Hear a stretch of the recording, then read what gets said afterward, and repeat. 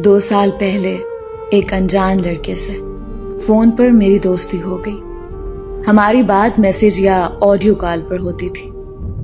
हम दोनों ने कभी एक दूसरे को नहीं देखा था।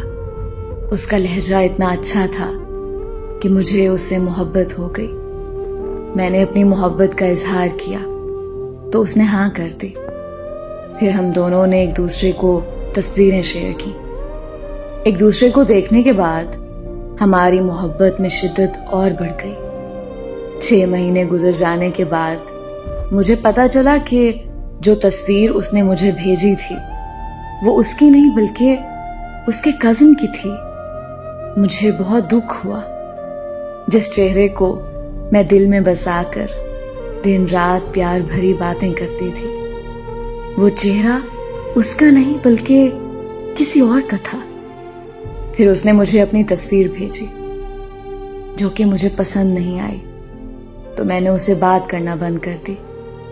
उसने मुझसे बहुत माफियां मांगी, बहुत मिन्नतें की, लेकिन मैंने उसे माफ नहीं किया और उसका नंबर ब्लॉक कर दिया।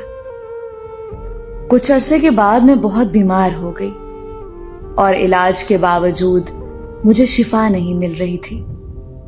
तो मुझे लगने लगा कि शायद मैंने उस लड़के को माफ ना करके उसका दिल दुखाया है, जिसकी सजा मुझे अल्लाह दे रहा है। मैंने उसे अनब्लॉक किया और उसे माफी मांगी। उसके माफ करने के बाद मैं जल्दी ठीक हो गई। हम फिर से एक दूसरे के साथ दिन रात बातें करने लगे। इस बार मोहब्बत की शिद्दत पहले से कई गुना बढ़ चुकी थी।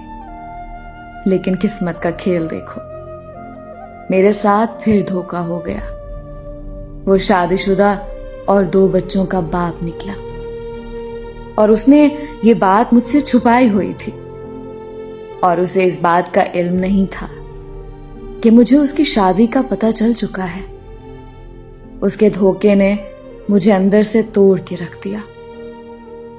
लेकिन मैं अब उसकी मोहब्बत में इस कदर पागल हो चुकी हूं कि मेरे लिए उसको छोड़ना शायद अपनी सांसों को तोड़ना है।